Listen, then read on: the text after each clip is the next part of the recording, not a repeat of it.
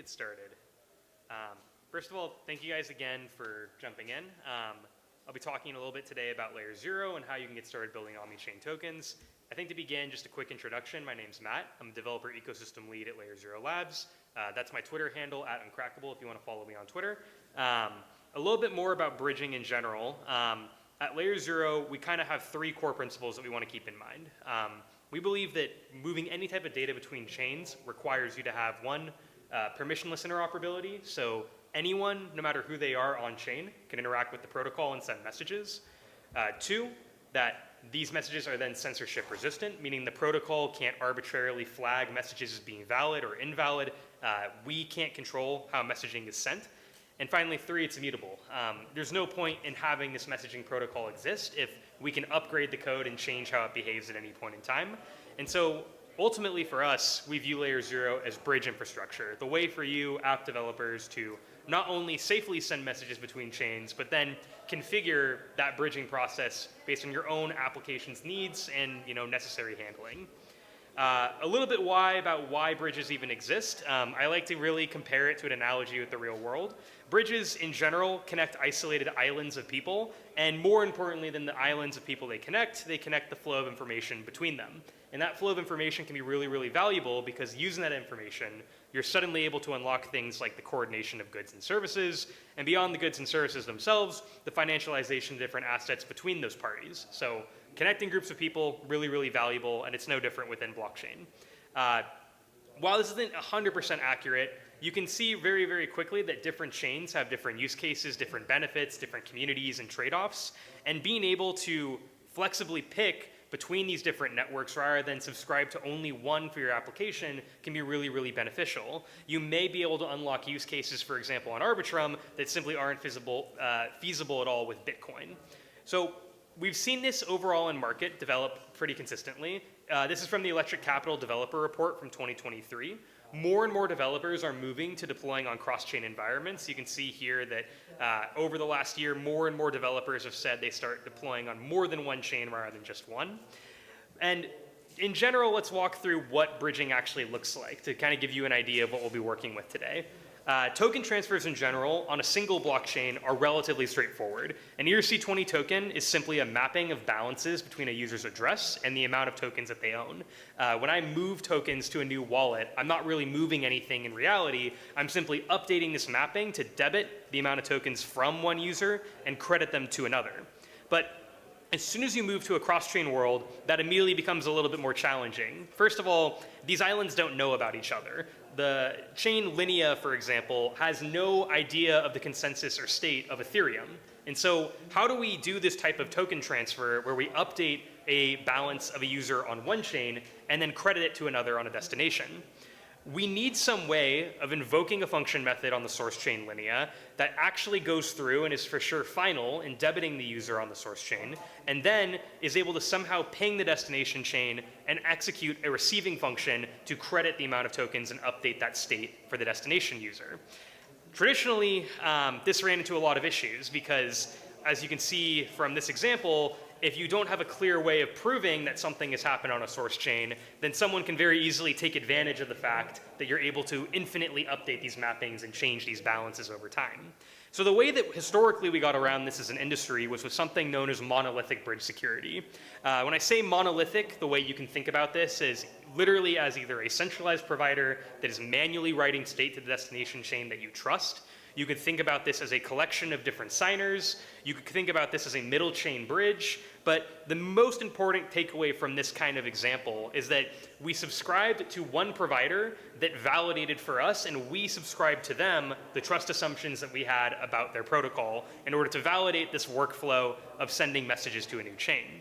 And this worked for a while, but one thing that went wrong very quickly is what happens when that validation fails? When you have only one validation network, very quickly the same problem that we mentioned before can happen, but at a much larger scale. Instead of one application falling prey to this validation logic failing, every application that used this validator network suddenly became compromised. And that meant that in the blockchain industry, it led to massive amounts of loss for the majority of users who interacted with those applications that depended on the validation network. 4 of the 5 largest hacks in crypto in general are due to this type of monolithic bridge security, where one validation network that everyone trusts fails, and then you're left to pick up the pieces from a hack. Ultimately, this problem is due to this type of single channel for messaging, where one validation network secures all of the validation between point A and point B, and ultimately forces every application to use that channel regardless of the different properties that they have. Beyond just the channel basis of it, it also forced you, the app developer, to be fixed into a model that might not necessarily fix your application's needs. For example, let's take the case of having 2 different monolithic validator networks here, Network A and Network B. In this example, Network A has a very low level of security, but is very, very cheap to use. And so every app is accepting that while the security threshold's low, you're able to get very good cost benefit from it. For Network B, the opposite. Every app has a high cost associated for using this validation network for the fees they're paying, but they're able to incur a much higher level of security. But the hard part for you, the app developer, is that the switching costs between these validation networks is really, really high. Typically, you're forced to change your contract interface to match whatever validator network you're using, and the redeployment costs are usually very, very high. It either requires you to use upgradable contracts, which can fall prey to their own vulnerabilities. It can require you to go through re-audits and redeployments of core contract code, and ultimately is not a very desirable setup. That's why I say if you view Ethereum as being a dark forest, I see cross-chain as being a dark ocean, where you have all these different islands of blockchain connectivity, but very, very quickly can be taken advantage of if a malicious actor takes control of the pathway between those different islands. Similarly, if the actors that are helping navigate and land on these islands are destroyed, you can also be just stuck on that chain with no way of escaping. So with LayerZero, what we view as kind of the solution to this is this idea of an omnichain protocol stack. The idea that you're able to take advantage of a core omnichain messaging layer that you, the application, can configure. This framework that I'm showing you below is how apps typically interact with LayerZero.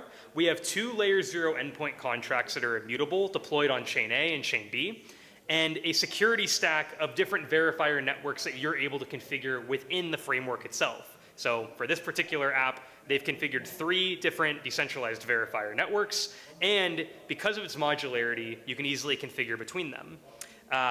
Beyond just the base messaging layer, you also have questions now about how do we deliver messages. LayerZero supports this broad function call layer for cross-chain messaging, where an executor can automatically deliver messages on the destination chain on the user's behalf, and provide a specified amount of gas in the native gas token on the destination chain for them. This further simplifies kind of the workflow for messaging.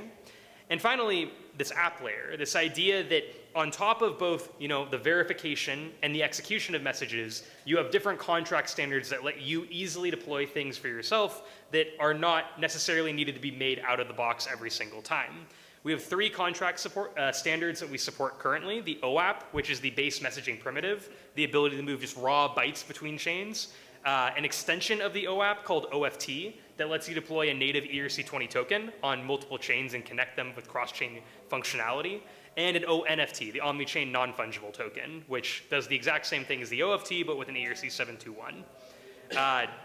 At a high level, this message workflow is super desirable because it means that you, the app developer, can specify any type of message that you want to send, a destination chain, and a configuration comprised of these different verifier networks and an executor that you want to emit to, and then enforce on the destination chain via your destination app that these verifier networks are actually the ones signing off and providing the threshold of security that you desire. And then finally, once that threshold has been met, executing that message through the destination chain using the parameters that you want to have executed. So this enables you to move data or assets, or data plus assets is the way that we think about it.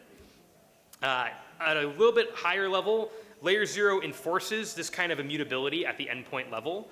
The LayerZero endpoint is basically the interface or API that you use for all cross-chain configurations within the LayerZero protocol. It enables you to configure on a per channel basis the ability of how you send messages and what data is encoded, the configuration options that you have for what verifier networks you use, what block confirmations you wait, and what executor you decide to use. And then we provide this framework for message libraries underneath the endpoint. It's basically a way for you to, for those configurations, specify what the off-chain world actually looks like to your contract. You can see here on screen this concept of an oracle and relayer.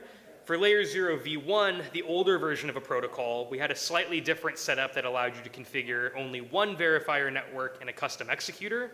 By deploying a new contract, this ULN 301, we enabled apps to permissionlessly opt into this new security framework, which meant that not only were they able to take advantage of new security properties as the protocol became more and more developed, but it meant that no one was forced into upgrades like the traditional path with upgradability. So this idea of allowing developers to basically set configurations gives you a lot more flexibility too for your application.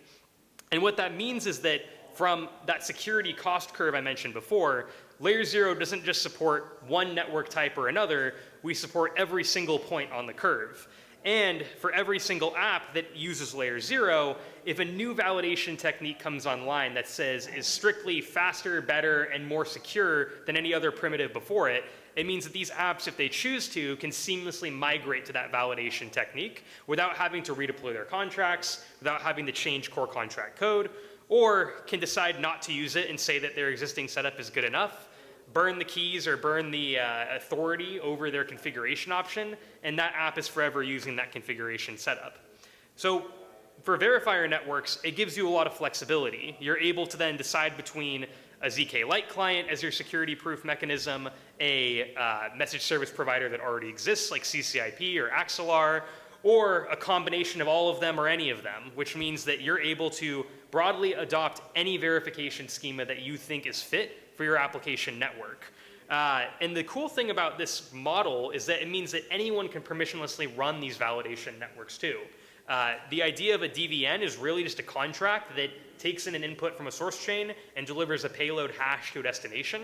And so giving you this open framework, we actually expect to see a lot more creative use cases come online in the near future that are all independently using their own validation methods. Diving in a bit deeper into the execution workflow, the way the executor works is that you're able to very easily swap a source chain's gas asset. In this case, this is Ethereum to Polygon. You can swap the gas asset on the source chain, so a user will only ever pay in Ethereum, the native token, and then deliver a call to whatever smart contracts you want to evoke as part of the LZ receive logic, right? So typically this could be a token transfer that does a swap, a stake, and then some other third action on the ERC20. But there's a slightly problematic workflow for execution here. You typically, with Ethereum contracts, the way that they work is they're atomic, where if one of these calls fails, all of them revert, which is very, very annoying in a cross-chain workflow where a user expects to only pay on the source chain and expects everything to go through seamlessly on destination. So LayerZero created a slightly new primitive that you can take advantage of called horizontal composability. This idea where, as part of your receive logic, going back to that token example, I can receive that token on the destination chain and then execute a secondary function call that is entirely separate from the first transaction. And what that means is you're able to then not only deliver for sure the token transfer you want to make sure that is actually enabled for the user on the destination chain, but let's say if that swap fails, it doesn't have this full atomic revert where nothing has happened on destination. So it gives you more flexibility as a developer to essentially interact with more and more contracts as part of your cross-chain call without needing to worry about everything being packed into a single function method. Besides just the transaction workflow, LayerZero also supports gas dropping. So as I mentioned previously, when a user pays on the source chain Ethereum, that token is swapped via the executor's price feed and delivered to whatever destination chain you want and destination application. Inside the LayerZero docs, you can see this under enforced options, and it'll kind of go through and explain how you can drop either to that contract method that I mentioned before, the LZ receive call, the LZ compose call, or just drop directly to an end user's address on a chain. So very, very useful in case you need something just very easy and quick to deliver gas for your users or for your application. And this all kind of builds up into what I think of as the Omnichain application, this idea that any smart contract on any blockchain network LayerZero supports can permissionlessly interact and send messages between chains without having to rely on anyone but themselves if they want to. And that means that you have an incredibly flexible permissionless model for not only controlling configurations per chain, but also controlling what your application moves through. I think I'll skip through this just because I'm short on time. There's a lot of other application-specific guarantees that we have as part of the contract standard that you can look through later. But basically, this model basically going back to the ERC token transfer I mentioned before boils down to this. App developers can create multiple contracts on different chains that take in some data types on the source chain, encode those inputs, and trigger some state change on the source, make sure that the message is validated in the middle, and then deliver the necessary state change that you want on the destination chain via LayerZero's protocol. And what this means is that if a validation network ever goes down, you, the application developer, are safe from erroneous delivery, you're protected from validation that completely wipes out your users, and it means that not every application is at risk of a single validation network. I'm gonna take some time for questions now that we have about 5 minutes left. I know that I went through a lot of different topics, so would like to get an idea from you guys if there's anything else I can answer. And then if you're looking for a CLI example, I've actually included in this QR code here on the top right, my ETH Online workshop that goes end to end through deploying on the CLI, getting an OFT spun up. And yeah, this should be really, really helpful, I think, for you guys, along with a couple other example repos. But yeah, thank you guys so much. Yeah. Any questions at all from the presentation?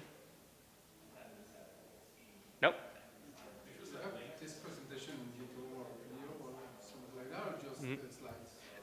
So this QR code will go to a link tree that has the full presentation. It has a YouTube video that goes through this example slides for the first like 15 minutes, and then a full code example for the next 15, and then an example design patterns repo. So beyond just the protocol and the things I demoed today, there's a bunch of design patterns that we've included for sending to multiple different chains all at once.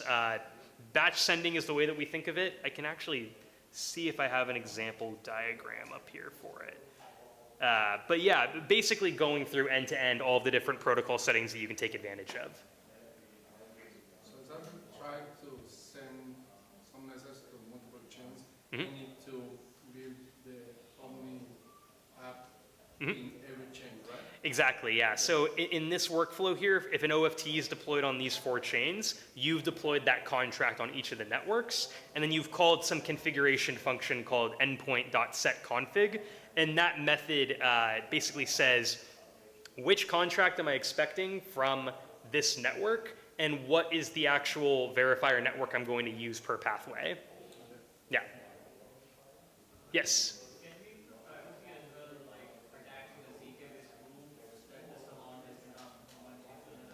Yeah, so this actually was done in ETH Brussels. A team submitted a project that basically piped transaction hashes from Ethereum to Arbitrum, and then used a prover to basically prove that something happened from the Ethereum block hashes on Arbitrum.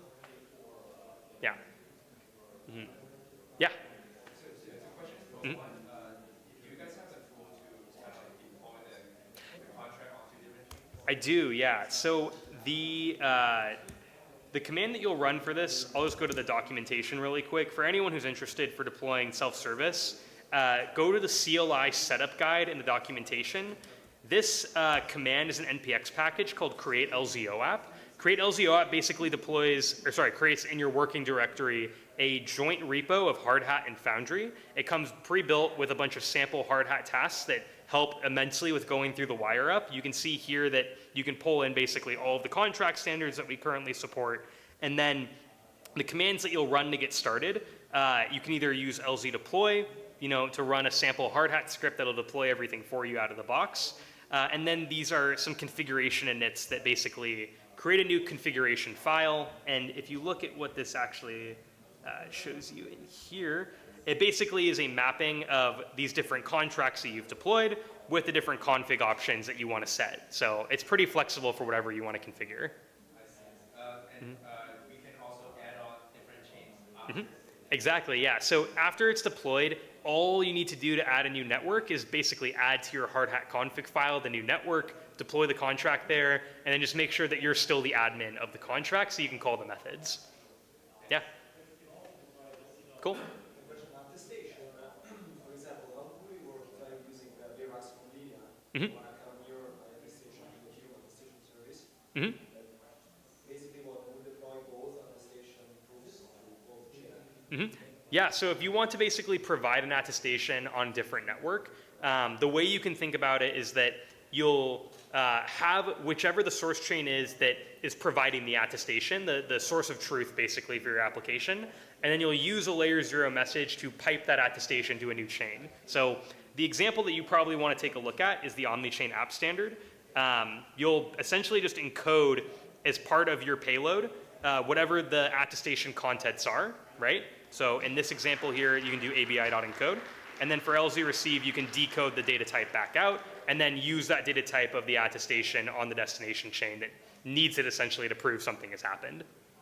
Cool. I think we're out of time. Thank you guys again so much though for coming, and let me know if you need any help or I can answer more questions at the booth too. Cool. Thank you.